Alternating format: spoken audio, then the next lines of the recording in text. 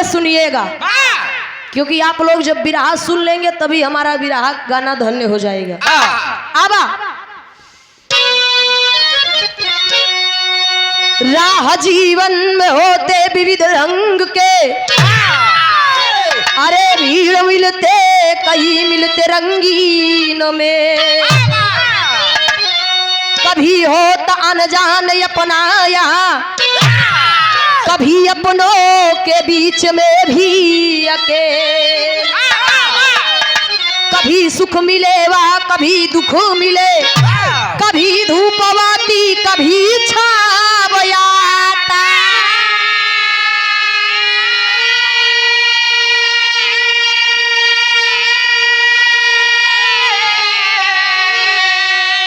तो कहे कभी कन्हैया है भैया सुना, कभी जीव रोता कभी मुस्कुरा।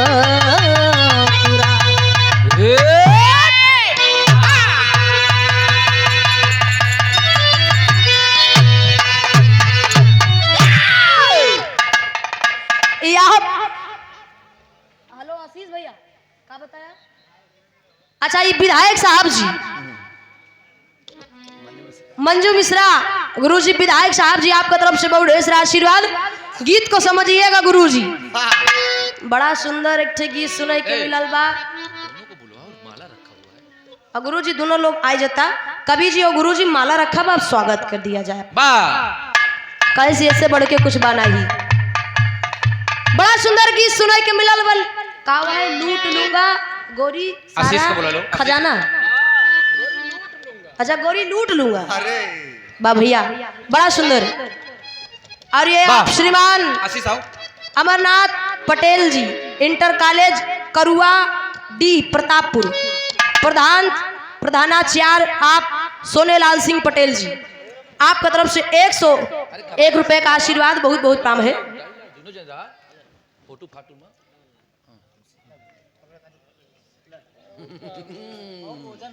हाँ हाँ नहीं सही हो, फोटो निकाल भैया।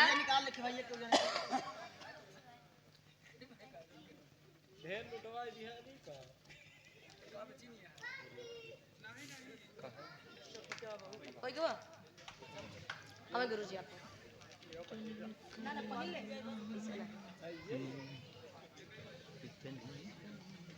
है ना हो गइल बा।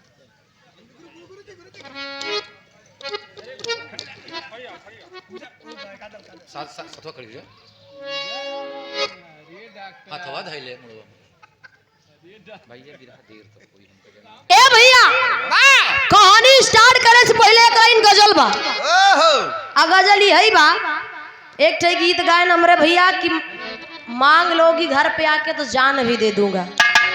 ए भैया हमका जान ना चाहिए, जान ले ले तो तू चल जाब तो हम ये करब का। यही तरह हमरे सथवा रहा कर बस, तो उसे बिरहा गवे मजा आवत बा। लेकिन कहना है कोनो लड़की कहे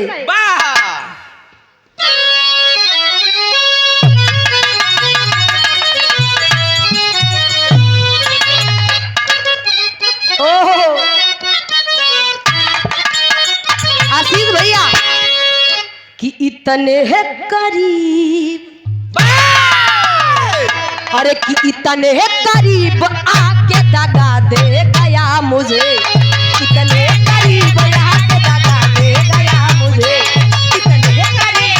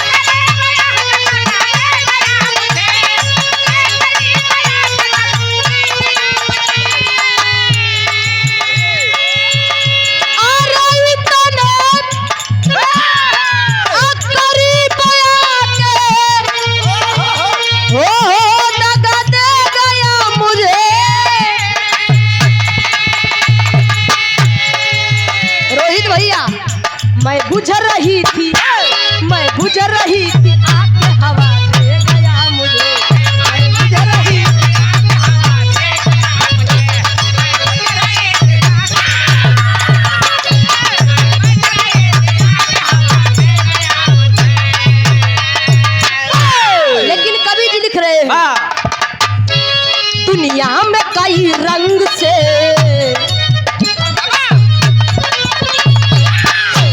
दुनिया में कई रंग से गुजरती है जिंदगी।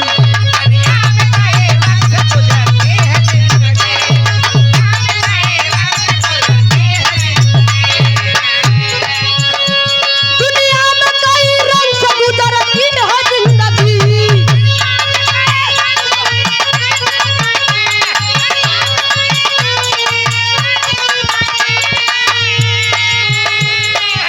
और दुनिया में कई रंग से अब गुजरती है जिंदगी।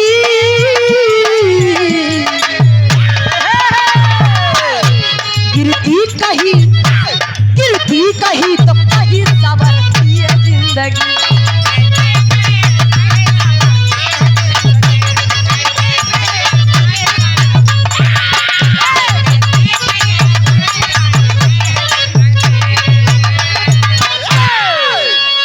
ए भैया ये जिंदगी समय बदलता रहता है बाबूजी।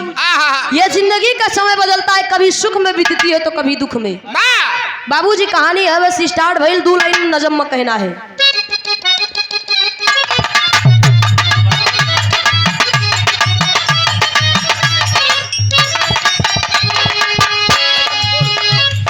हो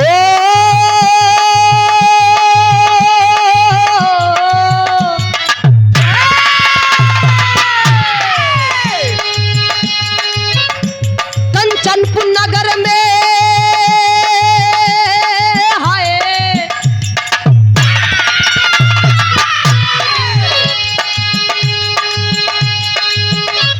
कंचनपुर नगर में एक भूप थे कंचनपुर नगर में एक भूप थे महान, कुशल प्रजा पालक हर गुणों के थे वो खान।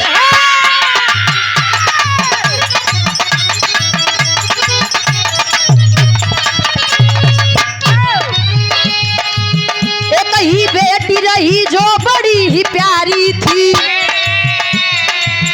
एक ही बेटी रही जो बड़ी ही प्यारी थी, माता पिता के वो बड़ी वो दुलारी।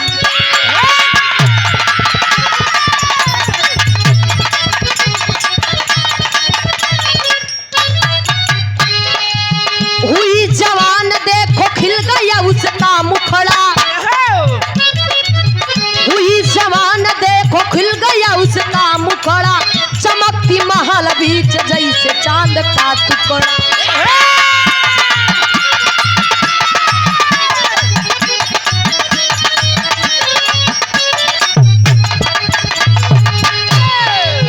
करे बेटी का ब्याह राजा मन विचार किया। करे बेटी का ब्याह राजा मन विचार किया। करे बेटी का ब्याह राजा मन विचार किया। राजों के तारे साथ शादी का प्रचार किया।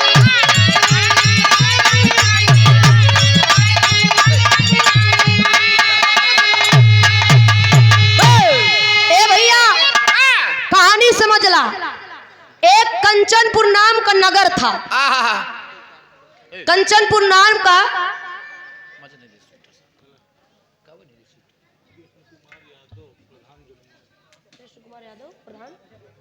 आप परम सदस्य श्रीमान कृष्ण कुमार यादव जी प्रधान जी जमुआ की धरती से आपका तरफ से ये 100 रुपए का आशीर्वाद बहुत बहुत प्राम हो। चलो भैया हो यार देखा कंचनपुर नाम के नगर में एक राजा साहब थे। राजा रानी दोनों है, उनकी एक बेटी है। बस एक ही संतान है, एक बेटी भर। धीरे धीरे बेटी सयान हो गई बाबूजी। जब बेटी सयान हो गई तो राजा साहब के मुख पे एक चिंता है कि अपनी बेटी का ब्याह हम करा दे। राज के चारों तरफ ये डंका पिटवा दिए बाबूजी, चारों तरफ प्रचार हो गया कि कोई नौजवान है जो राजा साहब की लड़की से ब्याह करेगा, लेकिन वो लड़का ऐसा होना चाहिए कि उसमें कुछ खूबी भी होनी चाहिए। निरा सकल सूरत नहीं, ओकरे अंदर कुछ खूबी भी होनी चाहिए। ए भैया बिरहा सिरहा गावट हो। जब इतना प्रचार किए तो होत का भाई इधर एक से एक बढ़ के राजकुमार आवत है रोहित भैया। आज जब एक से एक बढ़ के राजकुमार आवत है तर्जबा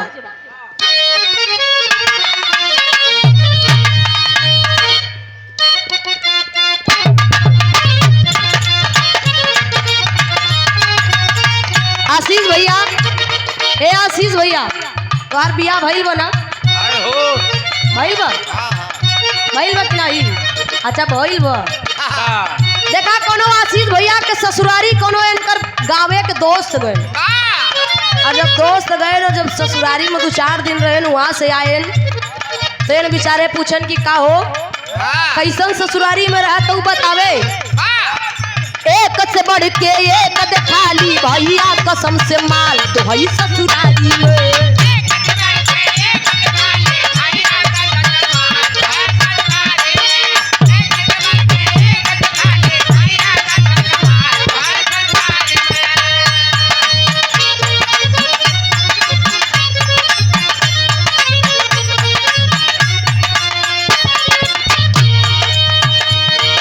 रसगुल्ला के फेल करत बा सड़ुई नीन के गाल तो हई ससुरारी में। आप श्रीमान मंजू मिश्रा गुरुजी, भावी विधायक साहब जी, आपका तरफ से ये 100 रुपए का आशीर्वाद बहुत बहुत काम है, आशीर्वाद बाएं रखे।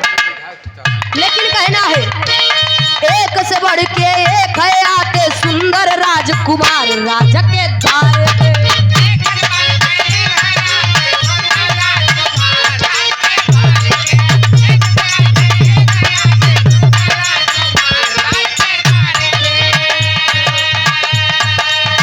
राजन की बेटी सबको देती नहीं आई, देती नहीं आई।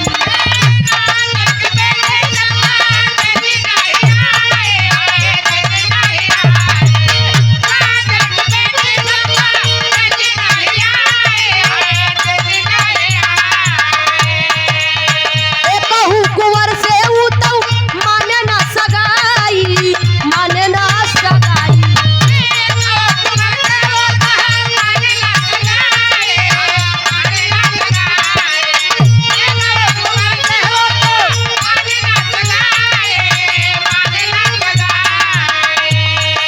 राजा बोले तब बेटी से माना बात हमार राजा के द्वारे पे।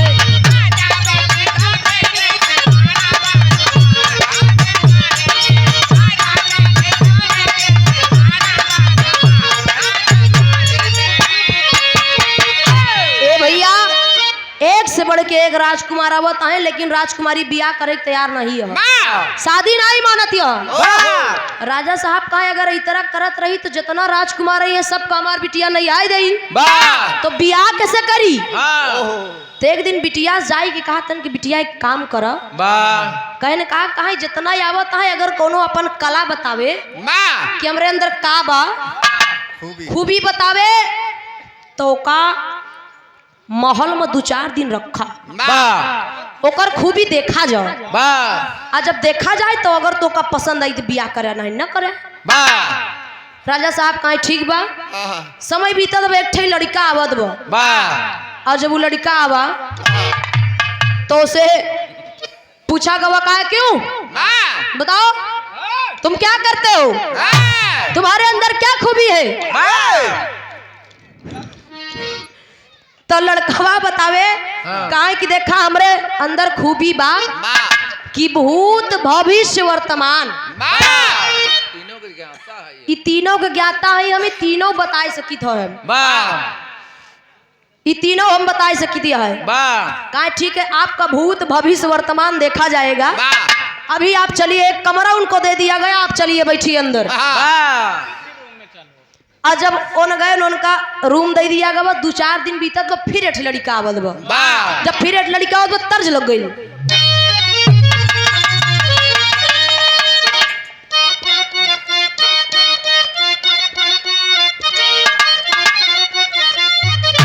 कहना है हाँ हाँ गोली गोली,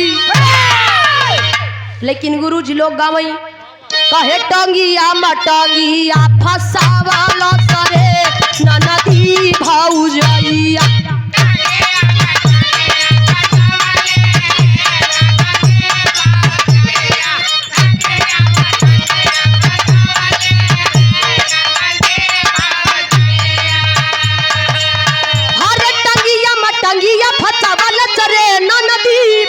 जैया अरे ऊपर से डाई के हिलावला सरे ननदी भाऊ जैया अरे ऊपर से डाई के हिलावला सरे ननदी भाऊ जैया वही माल सफेद गिरावला सरे ननदी भाऊ जैया। ए भैया ये गीत का दादा लोग गाय के चले गए। पहले जमाना में जाता चलत रहा, जब माता बहनी जाता चलावे तो टांग में टांग फंसा के बैठ जाए, ऊपर से गेहूं डावे तो चलावे तो फिर सफेद सफेद आटा नहीं करत रहा। लेकिन यही में कहना है अरे राजकुमार तबैया वाले हो पूछे राजा कई करी नावा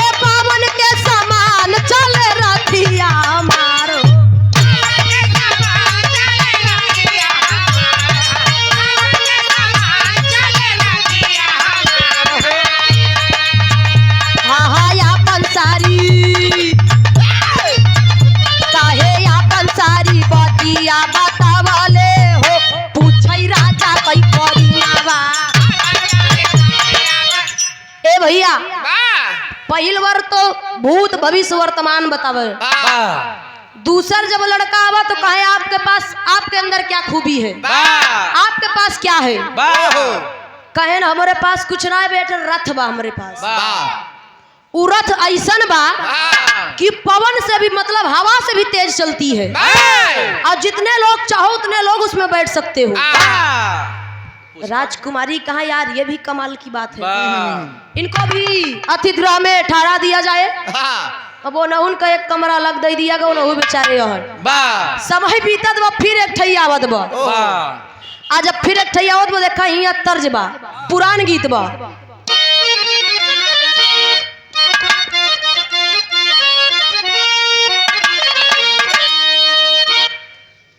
अरे आप बहुत ढेर सारा आशीर्वाद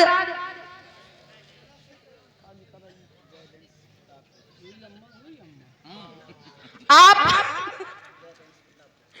जय रेंज प्रतापपुर प्रयागराज जय सिंह यादव जी जमुआ कबूला की धरती से 100 रुपए का पुरस्कार। जय सिंह भैया केहन हो केहन देखाई गीत बा कोनो लड़की कहे रोहित भैया उही अम्मा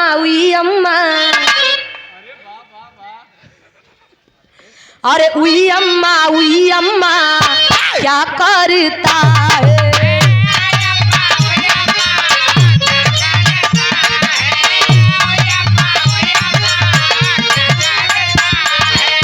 कोनो भोजपुरी गाना ना हो, हिंदी गाना हो जेमा गोविंदा जी एक्टिंग करे हैं।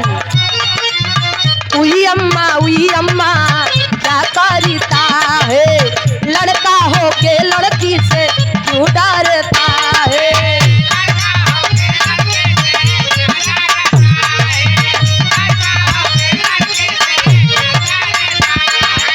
कुछ बोले ना बोले राजी दिल ना खोले, कुछ बोले ना बोले राजी दिल ना खोले, पर मुझको है मालूम मुझ पे मरता है। उई अम्मा क्या करता है। हम जाना था कि हमका बहुत माना था भैया, लेकिन कहना है अरे बीता 2-4 दिन गुल खिलता है।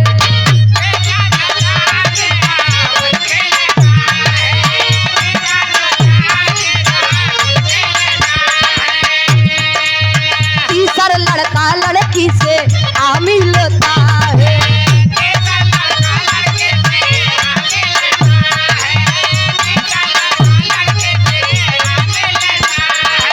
मेरे पास भाला है जो सबसे आला है, मेरे पास भाला है जो सबसे आला है। किसी राजा के पास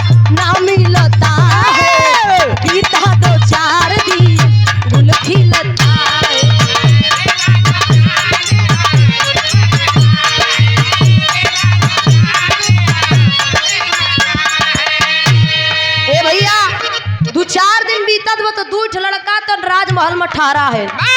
तीसर लड़का आवत बा। आज जब तीसर लड़का आवत बा, तीसर का पूछा गा आपके अंदर क्या खूबी है? का हमारे पास भाला है। बलमुआ बल्लम बलमुआ बल्लम नहीं, भाला। का हमारे पास एक ऐसा भाला है जो ये धरती पे किसी राजा के पास नहीं मिलेगा। कोई दानव राक्षस कोई वीर अगर न मरता हो तो इस भाले से मर जाएगा। उनका अतिथि में ठहरा दिया गवा। अब उन जब ठहर गए तो अब राजकुमारी और राज साहब राज दरबार बैठी बा बाबूजी। सब लोग सोचा थे कि लड़का तो तीनों कमाल के हैं, ब्याह कैसे करा जाए। लड़का जितना है तीनों कमाल के हैं। कौन कौन? भूत भविष्य वर्तमान। पहला लड़का, दूसरा लड़का जेके पास रथ बा, तीसरा लड़का जेके पास भाला बा। अब कहा लड़का तीनों कमाल के हैं। राजा साहब सोचत हैं उधर अपने कच्छ में राजकुमारी बैठी है और उन बिचारी सोचती है एक लाइन टेरी में कहना है।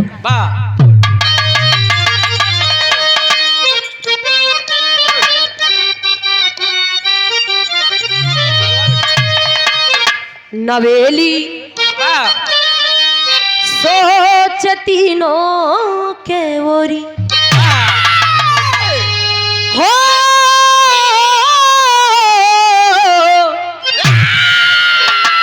नवेली सोच तीनों के ओरी हो गया हरन लल का सुनी भाई हवेली। नवेली सोच तीनों के ओरी।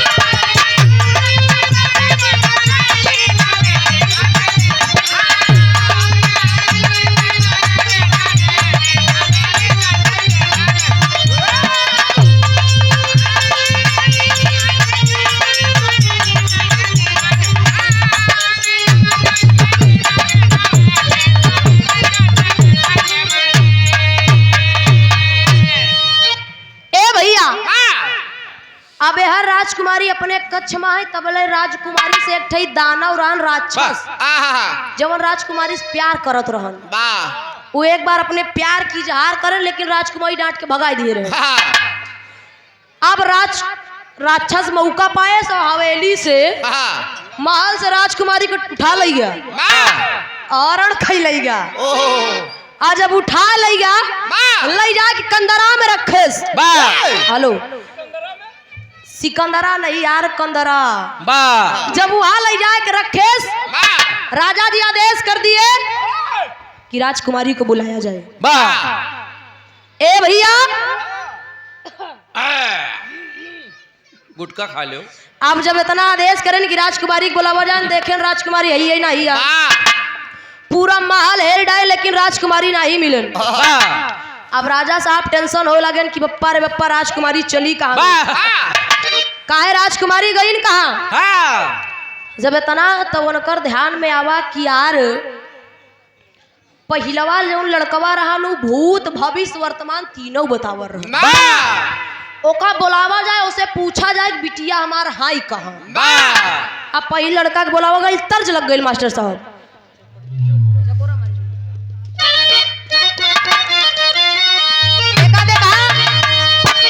झूसी नरेश रामधार गुरु जी गावे कहा हरे राम झको राम रही झूलोनी। ए भैया झको राम रही झूलोनी। अब वही साड़ी लहरायो झको राम रही झूलानी।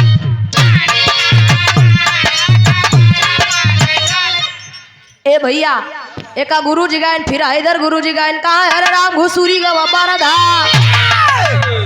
गासार बरधा अरे राम घुसूरी गावा बरधा।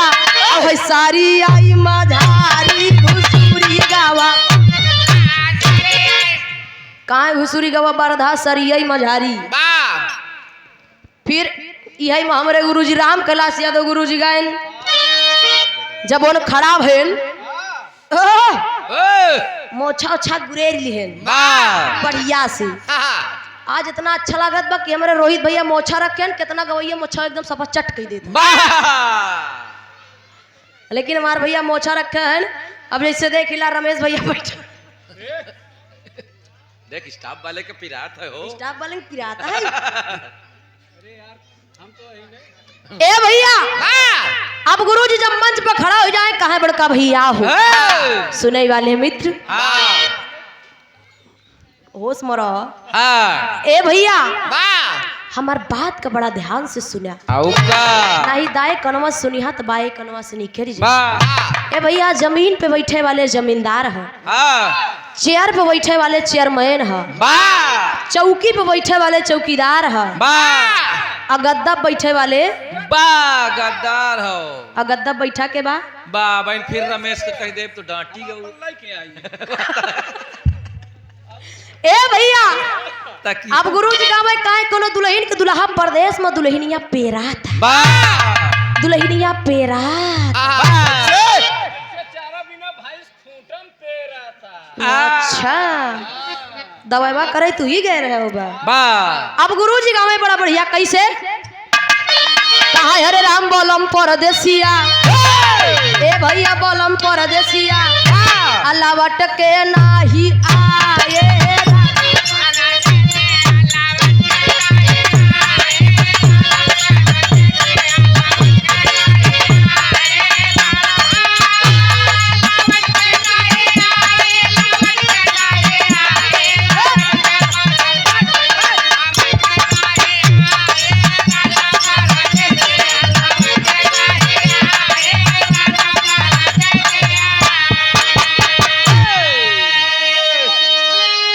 कहे बहुत जतन कई के पिया का बोलाए अब पिया नीर मोहिया डगरिया भुलाए वही दुल्हन के दर्द मर्ज समझ नहीं पाए कि राजा परदेश लावट के नहीं।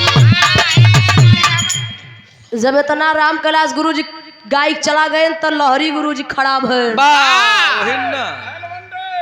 रामदेव वाह। अब भैया तू लहरी गुरुजी के साथ ढोल बजाए है हम तो उनका देखो ना देखिए वो फाफा मऊ है। अच्छा अरे फाफा मऊ तो उनके कब्रस्तान ही आए। ए भैया आप गुरुजी जब खड़ा हो तो गुरुजी का भाई कहा अरे राम बहो रही गोरी अंगना ए भैया बहो रही गोरी अंगना अब पिया परदेश बहो रही गोरी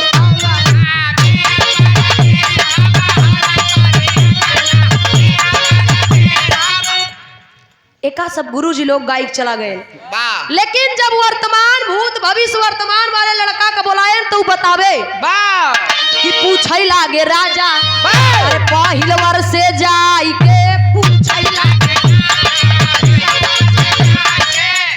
कि कई के विचार कुंवर उहई बतिया बताई आ बिटिया का लई गाए का दाना उहई उठाई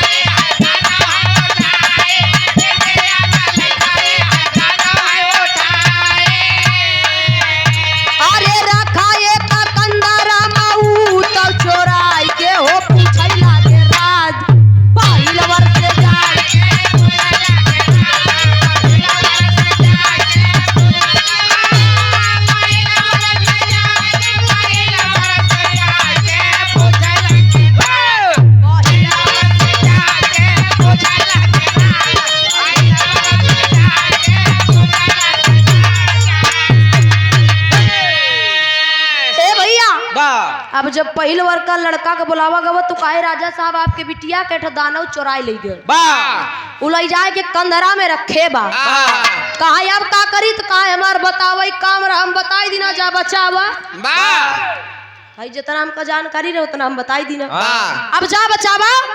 राजा साहब परेशान हो गए कि बाप रे बाप ऊपरे बिटिया कर अच्छा से उठाई लेगा अब हम का करी। तब राजा साहब के दिमाग दूसरे वर्ग के पास जाते बा कि दूसरका जो लड़का रहन ओके पास रथ बा ओका बोलवावा थे कैसे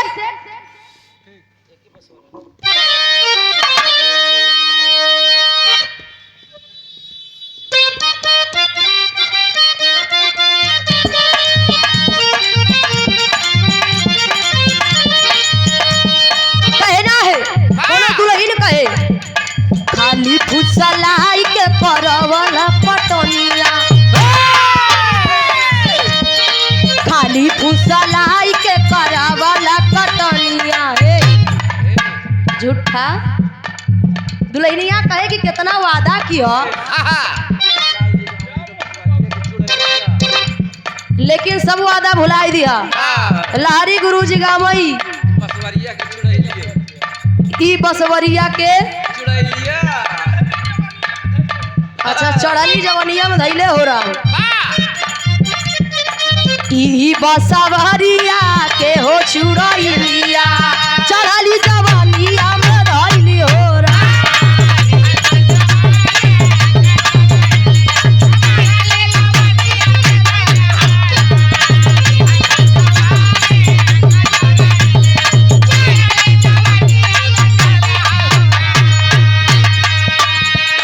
दूसर कुंवर अपन रथिया सजाई,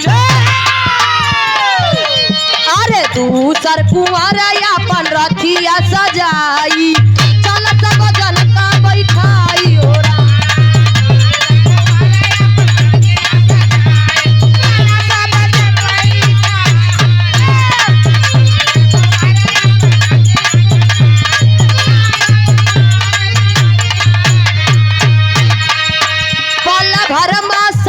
जन पहुँच जाई कंद्रा देखा गरा छसऊ घबराई।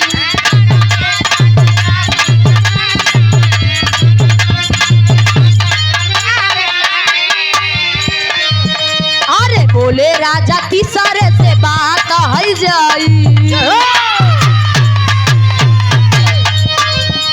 बोले राजा तीसरे से बात है जाई चल सब जनता बैठाई हो रहा।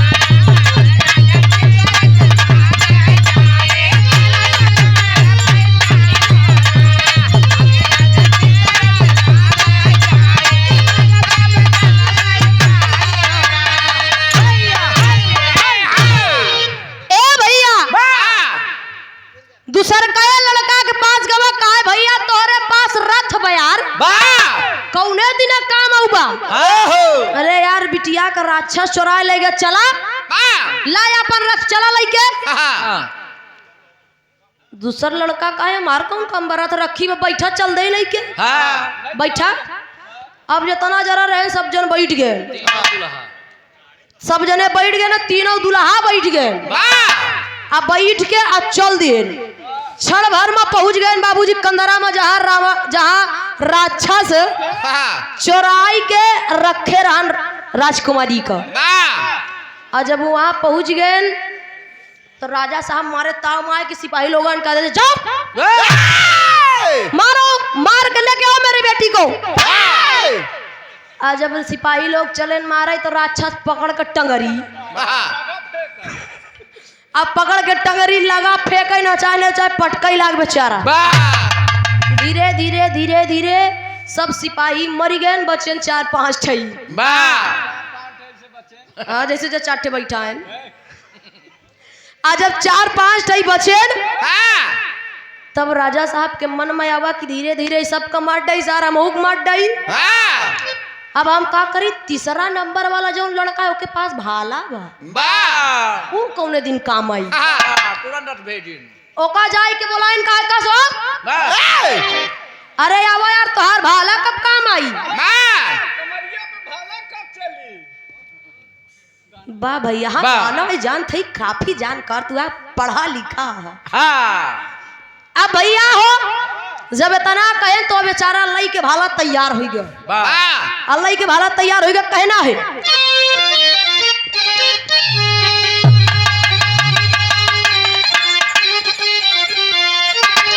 अरे अरे तीसरा वाला ले भाला ललकार वीर जुझारी हो, तीसरा वाला ले भाला ललकार वीर जुझारी हो। करबै तो से रण में युद्ध करारा वीर जुझारी हो।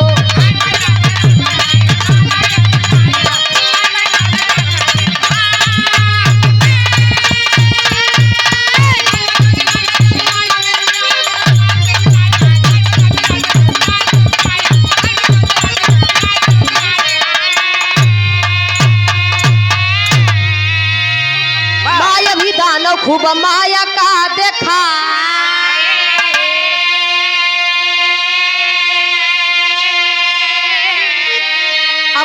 कौनो मानव हम मार नहीं पाए।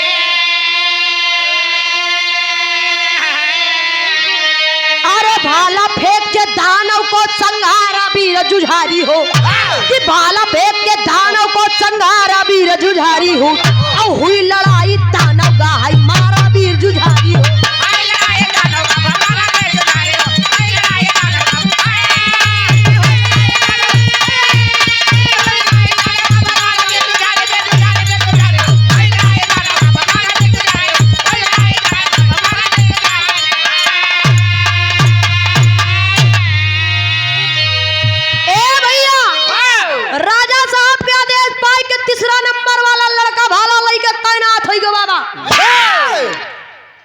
राक्षस काय कौनो मानव हम कमार न पाए, तू का करबा?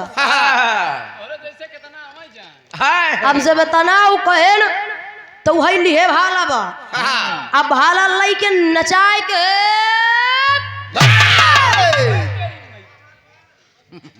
जब वो मारे तब दानव बेचारा मरी गया। अब जब दानव मर गया, राजा साहब के बिटिया भाग के दौड़ के राजा साहब के सीना से लग गई न। अब बाबूजी हर सब कुछ होएगा, वहां से चला आए राज दरबार। जब सब जने राज दरबार चलाए तो फिर एक समस्या खड़ी बा कि यार बचाएं तो बिटिया जानती न। अब बियाह कैसे करी? झगड़े लागे भाई, बिटिया के बियाह कैसे करावा जाए? तीनों आपस में, तीनों दूल्हा आपस में झगड़ा करे लगे। पहल का कहे हमारा है, दूसर का कहे ससुर खाए तू बताया लइके हम गवाई हमारा है, तीसर का कहे चुप न तोहारा न तोहारा हमारा। कहे तू बताए दिया तू लई गया, लेकिन दानव को मारा तो हम ही हमारा हो।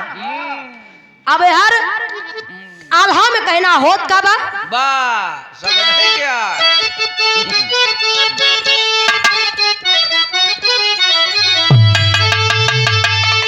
हरे मारे गावा दानव सा भी खुशियां मनावई भैया।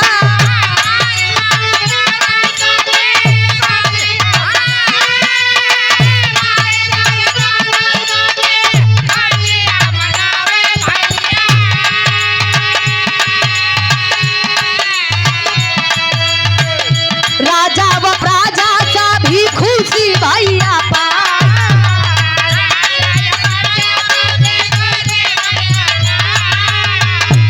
अरे तीनहु दुल्हावा माँ होई गई लड़ैया बाबू।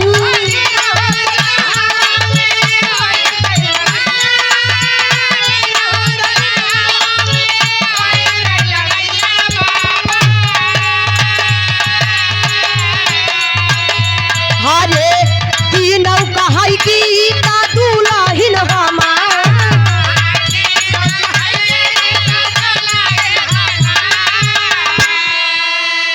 अरे अरे पूछाई बाए ताल का भी विक्रम जी से बतिया बाबू।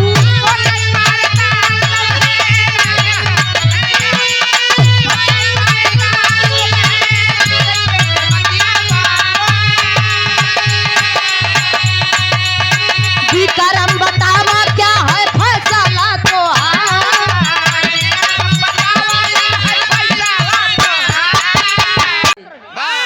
कि राजा विक्रमादित्य पूरी कहानी तो का बताई देवा। बतावा ई तीनों दुल्हा में, ई तीनों लड़का में कैसे राजकुमारी के बियाह हुई? राजा साहब कहा यार बैताल जी तो बड़ा अजीब सवाल की हो, लेकिन बताऊ वो बतावे कैसे खड़ी में।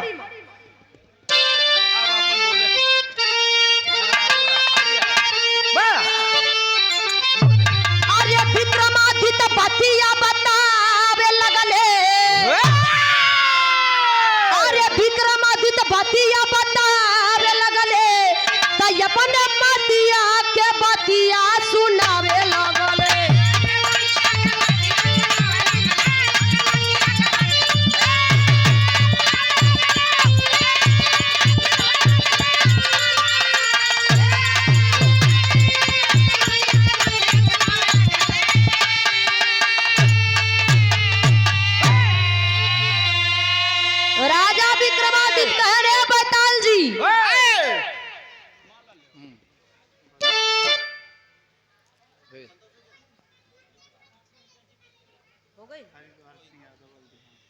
सनम गुरु और बस बस अच्छा देखा इन अब कहो जात तई गुरुओं के गुरु महागुरु वाह आप हमारे परम सदैव परम आदरणीय परम पूज्य गुरु जी श्रीमान सीताराम गुरु जी जिस अखाड़े से मैं गाती हूँ आप उनके नाती के लड़के हैं। अच्छा उनके पनाती जी वाह क्या बात है आपके तरफ से बहुत ढेर सारा आशीर्वाद बाएं रखे। जिस अखाड़े से आज गुरु जी तो ये दुनिया को छोड़ के चले गए लेकिन आज हम लोग मिल करके इस अखाड़े को आप लोगों के आशीर्वाद से इसको जिंदा किए हैं।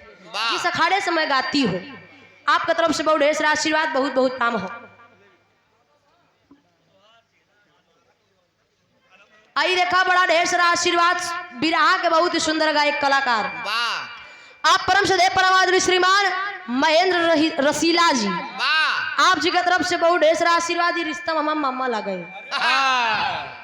आपका तरफ से बहुत ढेर सारा आशीर्वाद बहुत बहुत काम बा आशीर्वाद बाए रखो। वाह ए भैया विक्रम जी बतावत है कि केवल दवा जाने से अरे रोग नहीं जाई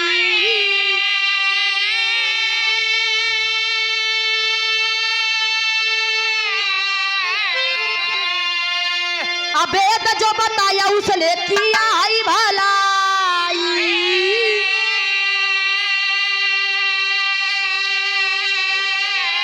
अरे राजन जी बात समझावे लगले राजन जी बात समझावे लगले तो अपने मतिया के बतिया बतावे लगल।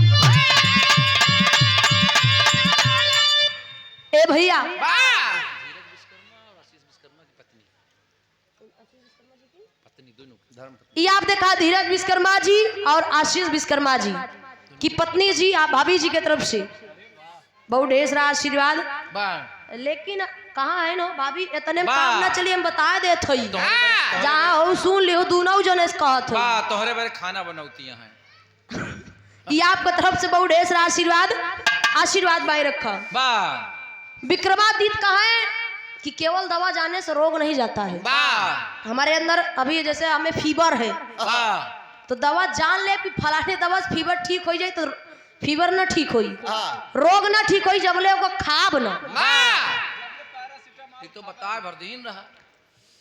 विक्रमादित्य कहा है पहिल वर वाला तो केवल बताए दी कि फलाने जगह तोहार बिटिया हाई वाह वो बताए दी तू भलाई के दो से कुछ नहीं होत बा। वाह अरथिया से बाबू कमा भाई ले हादूरी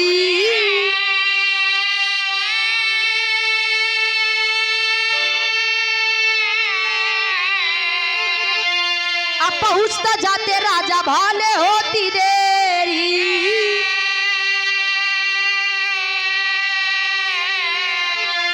अरे गुड़ की गाना विक्रम गिनावे लगले अपने मतिया के बतिया बतावे लगले।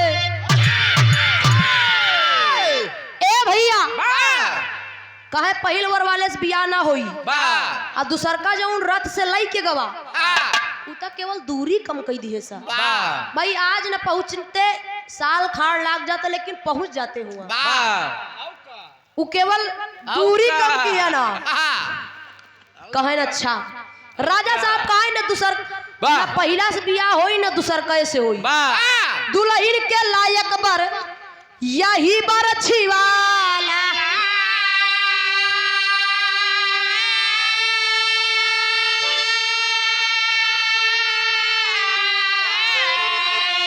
अबे कही बेटी राजा रक्षा करी भाला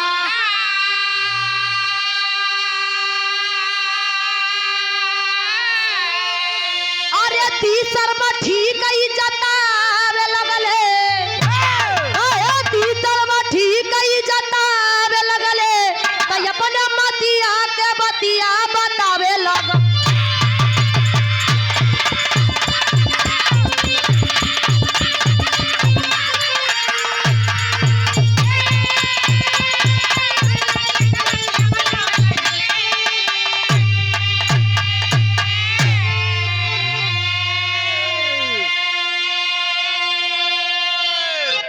राजा विक्रमादित्य कहेन हाँ के योग केवल तीसरा नंबर वाला बा जेके पास भाला बा। वाह भाई राजा के पास बिटिया अकेले हैं हाँ और राज को संभालेगी भी वही, वाह तो राजा को सुरक्षा जरूरी है। हाँ तो जब भाला रहेगा तो कोई भी चढ़ाई करेगा तो तुम भाला से जीत जाओगे। वाह अभूत भविष्य वर्तमान रथ काम न दे काम भाला दे। वाह राजा साहब कहे बियाह तीसरा नंबर वाला से हुई। वाह ए भैया वेद विधि से बियाह हो गई। हाँ बैताल भी राजा विक्रमादित्य से खुश हो गई बा। वाह बिरहा हमार समाप्त बा, आखिरी भाव में कहना है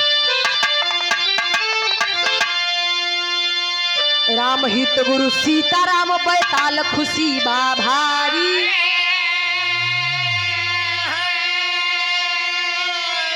माधव राम किशोर मंगल करे जय जयकारी।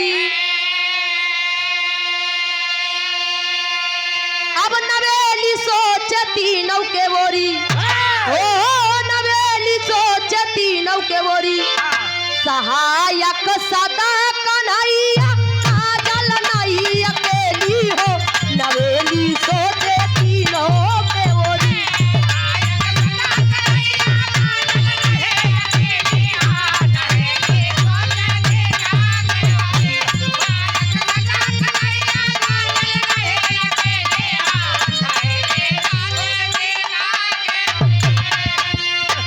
नहीं चाहिए दिल दुखाना किसी का,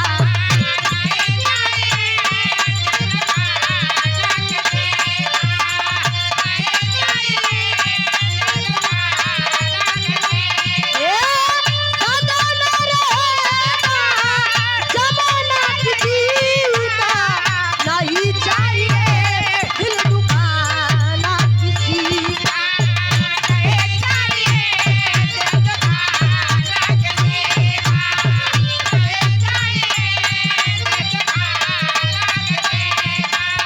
नहीं चाहिए दिल दुखाना किसी का, वाह सदा ना रहेगा जमाना किसी का। बात कही लेकिन कहना है अरे दुनिया का मेला, मेले में लड़की लड़की अकेली संभो है नाम उसका।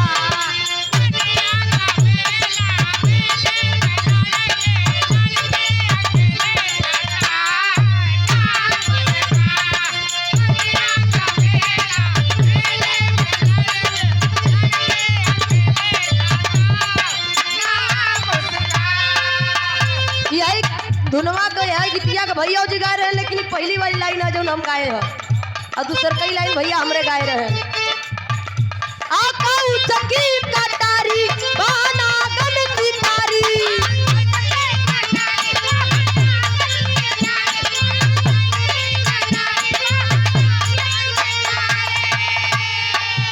ओ गोरे गोरे अनार जैसा है गाल उसका। लेकिन यही माँ हैदर गुलूर जी और गायन है हरे या चल डाला जो सर से, आ चल डाला जो सर से, अब